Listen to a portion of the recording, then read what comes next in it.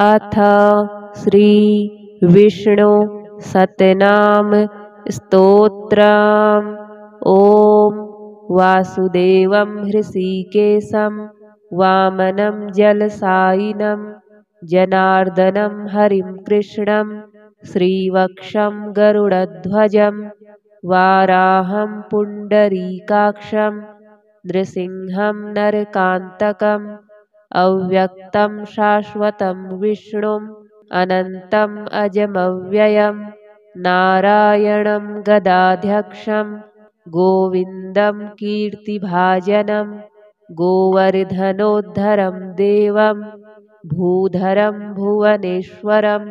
वेत्तारं यज्ञपुरुषं यज्ञेशं यज्ञवाहकं चक्रपाणिं गदापाणिं शङ्खपाणिं नरोत्तमं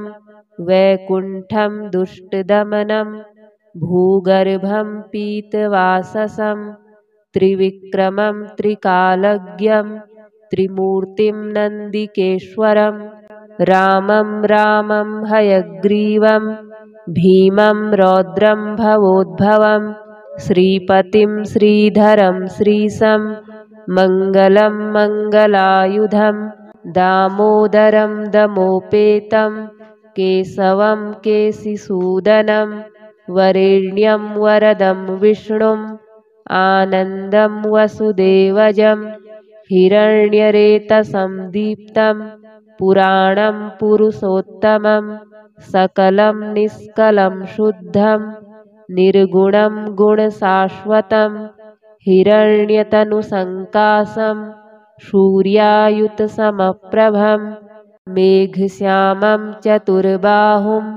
कुशलं कमलेक्षणं ज्योतिरूपम् अरूपं च स्वरूपं रूपसंस्थितं सर्वज्ञं सर्वरूपस्थं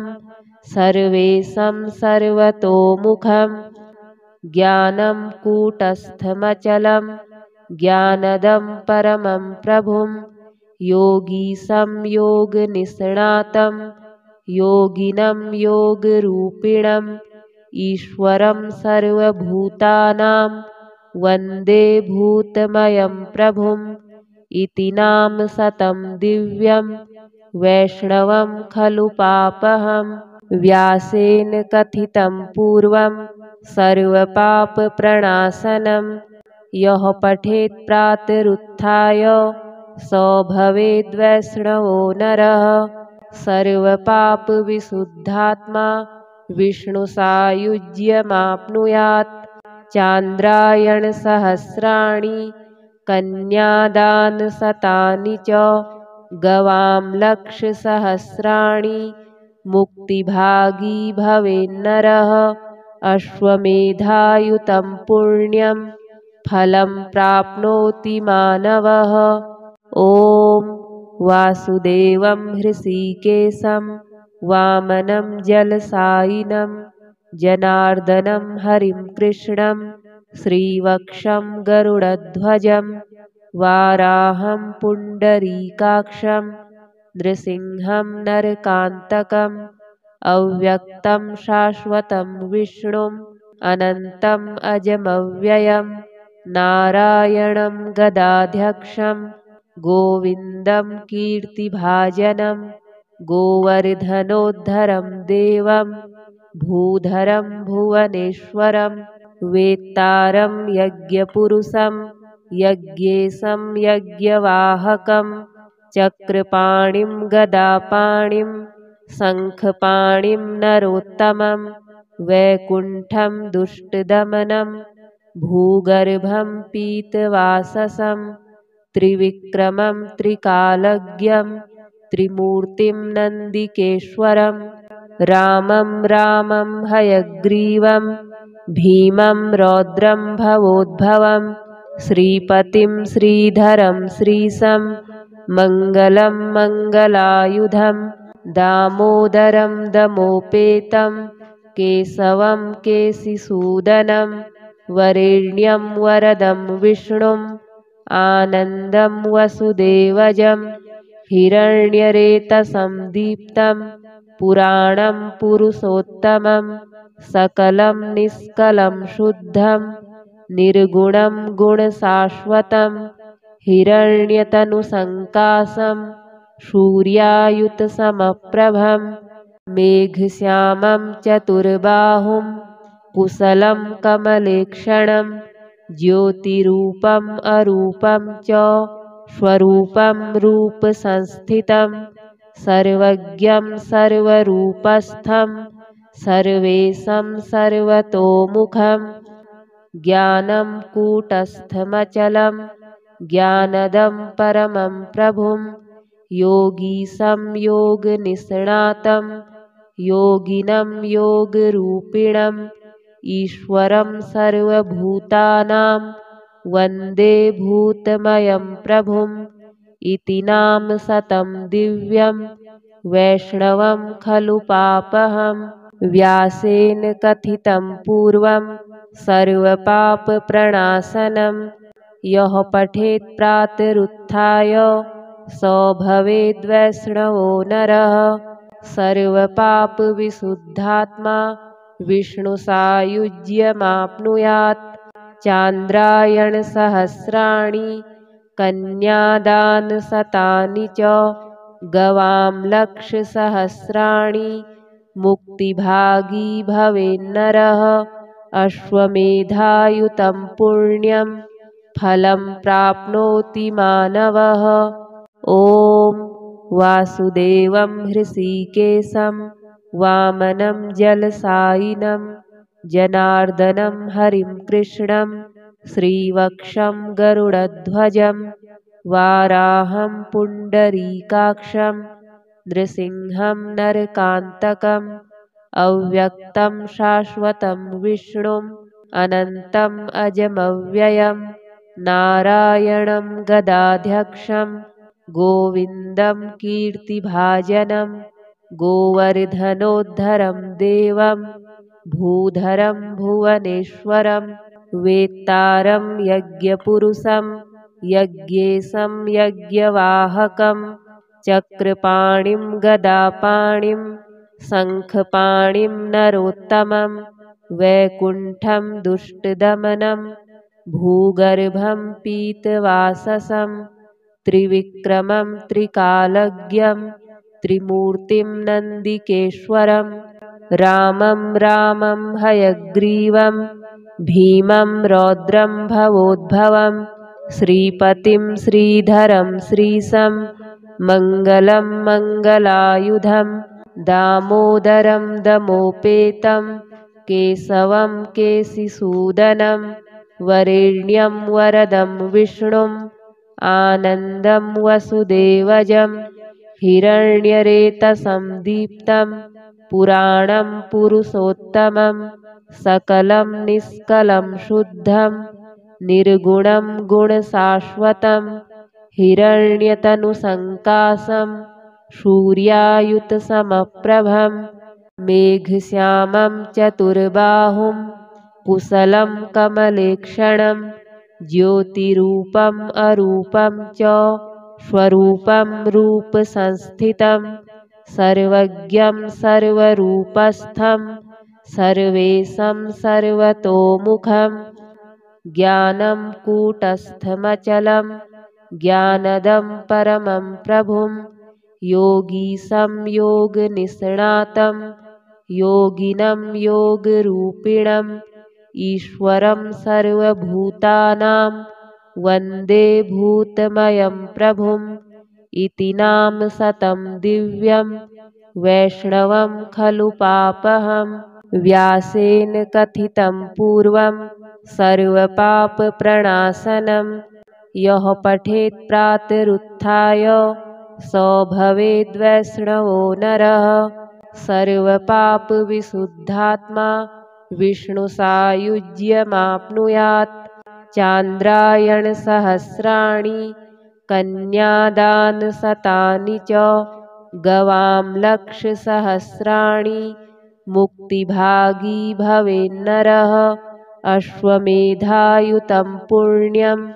फलं प्राप्नोति मानवः ॐ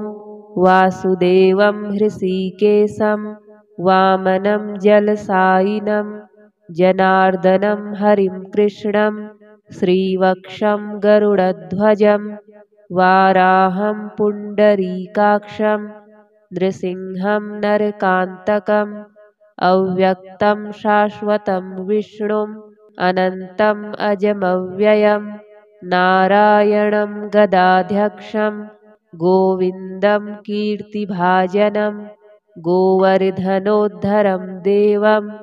भूधरं भुवनेश्वरं वेत्तारं यज्ञपुरुषं यज्ञेशं यज्ञवाहकं चक्रपाणिं गदापाणिं शङ्खपाणिं नरोत्तमं वैकुण्ठं दुष्टदमनं भूगर्भं पीतवाससं त्रिविक्रमं त्रिकालज्ञं त्रिमूर्तिं नन्दिकेश्वरं रामं रामं हयग्रीवं भीमं रौद्रं भवोद्भवं श्रीपतिं श्रीधरं श्रीशं मङ्गलं मङ्गलायुधं दामोदरं दमोपेतं केशवं केशिसूदनं वरेण्यं वरदं विष्णुम् आनन्दं वसुदेवजं हिरण्यरेतसं दीप्तं पुराणं पुरुषोत्तमं सकलं निष्कलं शुद्धं निर्गुणं गुणशाश्वतं हिरण्यतनुसङ्काशं सूर्यायुतसमप्रभं मेघश्यामं चतुर्बाहुं कुशलं कमलेक्षणं ज्योतिरूपम् अरूपं च स्वरूपं रूपसंस्थितं सर्वज्ञं सर्वरूपस्थं सर्वेशं सर्वतोमुखं ज्ञानं कूटस्थमचलं ज्ञानदं परमं प्रभुं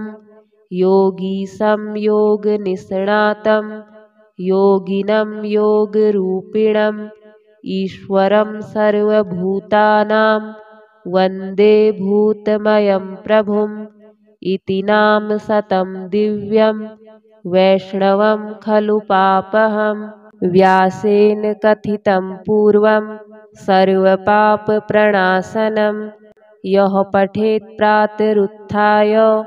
स भवेद्वैष्णवो नरः सर्वपापविशुद्धात्मा विष्णुसायुज्यमाप्नुयात्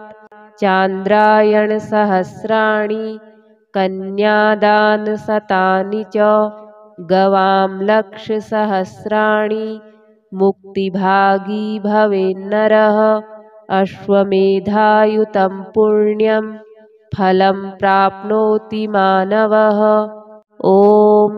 वासुदेवं हृषीकेशं वामनं जलसायिनं जनार्दनं हरिं कृष्णं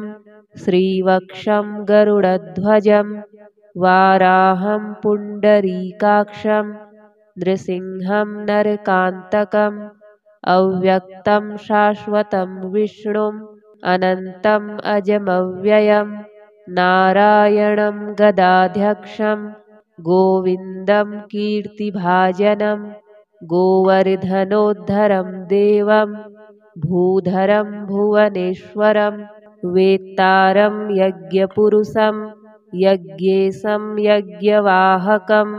चक्रपाणिं गदापाणिं शङ्खपाणिं नरोत्तमं वैकुण्ठं दुष्टदमनं भूगर्भं पीतवाससं त्रिविक्रमं त्रिकालज्ञं त्रिमूर्तिं नन्दिकेश्वरं रामं रामं हयग्रीवं भीमं रौद्रं भवोद्भवं श्रीपतिं श्रीधरं श्रीशं मङ्गलं मङ्गलायुधं दामोदरं दमोपेतं केशवं केशिसूदनं वरेण्यं वरदं विष्णुम् आनन्दं वसुदेवजं हिरण्यरेतसं दीप्तं पुराणं पुरुषोत्तमं सकलं निष्कलं शुद्धं निर्गुणं गुणशाश्वतं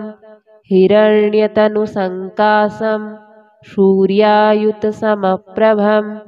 मेघश्यामं चतुर्बाहुं कुशलं कमलेक्षणं ज्योतिरूपम् अरूपं च स्वरूपं रूपसंस्थितं सर्वज्ञं सर्वरूपस्थं सर्वेशं सर्वतोमुखं ज्ञानं कूटस्थमचलं ज्ञानदं परमं प्रभुं योगीशं योगनिष्णातं योगिनं योगरूपिणम् ईश्वरं सर्वभूतानां वन्दे भूतमयं प्रभुम् इति नाम शतं दिव्यं वैष्णवं खलु पापहम् व्यासेन कथितं पूर्वं सर्वपापप्रणाशनं यः पठेत् प्रातरुत्थाय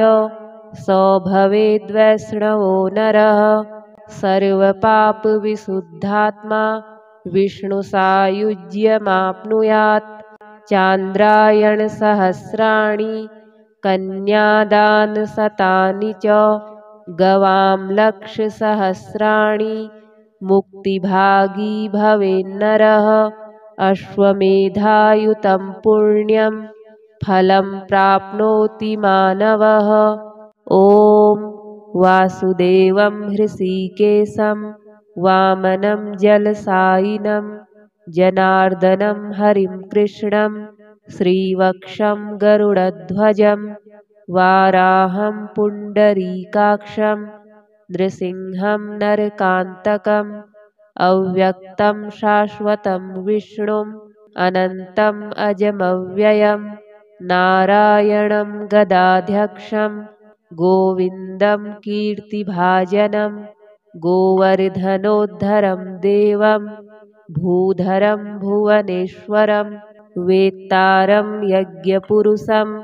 यज्ञेशं यज्ञवाहकं चक्रपाणिं गदापाणिं शङ्खपाणिं नरोत्तमं वैकुण्ठं दुष्टदमनं भूगर्भं पीतवाससं त्रिविक्रमं त्रिकालज्ञं त्रिमूर्तिं नन्दिकेश्वरं रामं रामं हयग्रीवं भीमं रौद्रं भवोद्भवं श्रीपतिं श्रीधरं श्रीशं मङ्गलं मङ्गलायुधं दामोदरं दमोपेतं केशवं केशिसूदनं वरेण्यं वरदं विष्णुम् आनन्दं वसुदेवजं हिरण्यरेतसं दीप्तं पुराणं पुरुषोत्तमं सकलं निष्कलं शुद्धं निर्गुणं गुणशाश्वतं हिरण्यतनुसङ्कासं सूर्यायुतसमप्रभं मेघश्यामं चतुर्बाहुं कुशलं कमलेक्षणं ज्योतिरूपम् अरूपं च स्वरूपं रूपसंस्थितं सर्वज्ञं सर्वरूपस्थं सर्वेशं सर्वतोमुखं ज्ञानं कूटस्थमचलं ज्ञानदं परमं प्रभुं योगीशं योगनिष्णातं योगिनं योगरूपिणम् ईश्वरं सर्वभूतानां वन्दे भूतमयं प्रभुम् इति नाम शतं दिव्यं वैष्णवं खलु पापहम् व्यासेन कथितं पूर्वं सर्वपापप्रणाशनं यः पठेत् प्रातरुत्थाय स भवेद्वैष्णवो नरः सर्वपापविशुद्धात्मा विष्णुसायुज्यमाप्नुयात् चान्द्रायणसहस्राणि कन्यादानशतानि च गवां लक्षसहस्राणि मुक्तिभागी भवेन्नरः अश्वमेधायुतं पुण्यं फलं प्राप्नोति मानवः। ॐ वासुदेवं हृषीकेशं वामनं जलसायिनं जनार्दनं हरिं कृष्णं श्रीवक्षं गरुडध्वजं वाराहं पुण्डरीकाक्षं नृसिंहं नरकान्तकम् अव्यक्तं शाश्वतं विष्णुम् अनन्तम् अजमव्ययम् नारायणं गदाध्यक्षं गोविन्दं कीर्तिभाजनं गोवर्धनोद्धरं देवं भूधरं भुवनेश्वरं वेत्तारं यज्ञपुरुषं यज्ञेशं यज्ञवाहकं चक्रपाणिं गदापाणिं शङ्खपाणिं नरोत्तमं वैकुण्ठं दुष्टदमनं भूगर्भं पीतवाससं त्रिविक्रमं त्रिकालज्ञं त्रिमूर्तिं नन्दिकेश्वरं रामं रामं हयग्रीवं भीमं रौद्रं भवोद्भवं श्रीपतिं श्रीधरं श्रीशं मङ्गलं मङ्गलायुधं दामोदरं दमोपेतं केशवं केशिसूदनं वरेण्यं वरदं विष्णुम् आनन्दं वसुदेवजं हिरण्यरेतसं दीप्तं पुराणं पुरुषोत्तमं सकलं निष्कलं शुद्धं निर्गुणं गुणशाश्वतं हिरण्यतनुसङ्काशं सूर्यायुतसमप्रभं मेघश्यामं चतुर्बाहुं कुशलं कमलेक्षणं ज्योतिरूपम् अरूपं च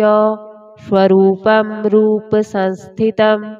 सर्वज्ञं सर्वरूपस्थं सर्वेशं सर्वतोमुखं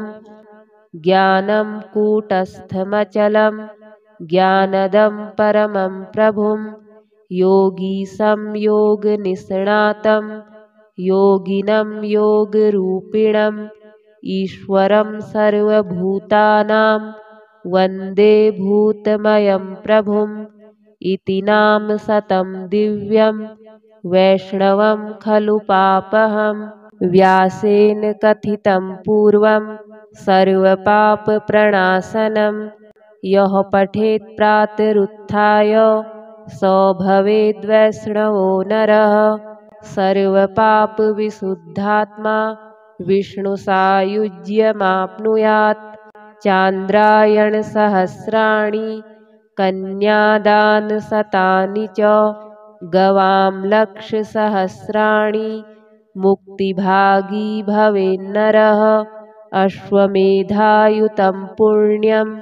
फलं प्राप्नोति मानवः ॐ वासुदेवं हृषीकेशं वामनं जलसायिनं जनार्दनं हरिं कृष्णं श्रीवक्षं गरुडध्वजं वाराहं पुण्डरीकाक्षं नृसिंहं नरकान्तकम् अव्यक्तं शाश्वतं विष्णुम् अनन्तम् अजमव्ययं नारायणं गदाध्यक्षं गोविन्दं कीर्तिभाजनं गोवर्धनोद्धरं देवं भूधरं भुवनेश्वरं वेत्तारं यज्ञपुरुषं यज्ञेशं यज्ञवाहकं चक्रपाणिं गदापाणिं शङ्खपाणिं नरोत्तमं वैकुण्ठं दुष्टदमनं भूगर्भं पीतवाससं त्रिविक्रमं त्रिकालज्ञं त्रिमूर्तिं नन्दिकेश्वरं रामं रामं हयग्रीवं भीमं रौद्रं भवोद्भवं श्रीपतिं श्रीधरं श्रीशं मङ्गलं मङ्गलायुधं दामोदरं दमोपेतं केशवं केशिसूदनं वरेण्यं वरदं विष्णुम् आनन्दं वसुदेवजं हिरण्यरेतसं दीप्तं पुराणं पुरुषोत्तमं सकलं निष्कलं शुद्धं निर्गुणं गुणशाश्वतं हिरण्यतनुसङ्काशं सूर्यायुतसमप्रभं मेघश्यामं चतुर्बाहुं कुशलं कमलेक्षणं ज्योतिरूपम् अरूपं च स्वरूपं रूपसंस्थितं सर्वज्ञं सर्वरूपस्थं सर्वेशं सर्वतोमुखं ज्ञानं कूटस्थमचलं ज्ञानदं परमं प्रभुं योगीशं योगनिष्णातं योगिनं योगरूपिणम् ईश्वरं सर्वभूतानां वन्दे भूतमयं प्रभुम् इति नाम शतं दिव्यं वैष्णवं खलु पापहम् व्यासेन कथितं पूर्वं सर्वपापप्रणाशनं यः पठेत् प्रातरुत्थाय स भवेद्वैष्णवो नरः सर्वपापविशुद्धात्मा विष्णुसायुज्यमाप्नुयात् चान्द्रायणसहस्राणि कन्यादानशतानि च गवां लक्षसहस्राणि मुक्तिभागी भवेन्नरः अश्वमेधायुतं पुण्यं फलं प्राप्नोति मानवः ॐ वासुदेवं हृषीकेशं वामनं जलसायिनं जनार्दनं हरिं कृष्णं श्रीवक्षं गरुडध्वजं वाराहं पुण्डरीकाक्षं नृसिंहं नरकान्तकम् अव्यक्तं शाश्वतं विष्णुम् अनन्तम् अजमव्ययं नारायणं गदाध्यक्षं गोविन्दं कीर्तिभाजनं गोवर्धनोद्धरं देवं भूधरं भुवनेश्वरं वेत्तारं यज्ञपुरुषं यज्ञेशं यज्ञवाहकं चक्रपाणिं गदापाणिं शङ्खपाणिं नरोत्तमं वैकुण्ठं दुष्टदमनं